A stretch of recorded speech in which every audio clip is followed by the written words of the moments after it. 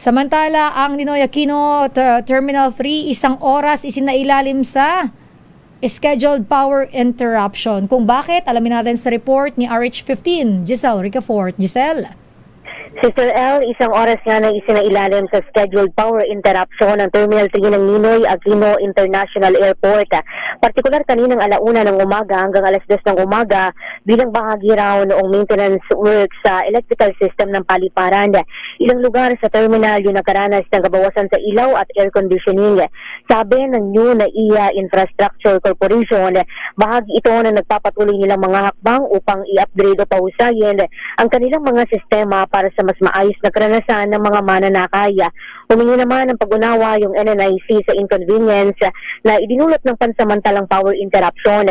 Muli nitong pinagtiba yung kanilang commitment para sa isang modernong NAIA na kayang makipagsabayan sa pandaigdigan. Ito si Giselle Ricafort para sa DZRH, una sa Pilipinas, una sa Pilipino.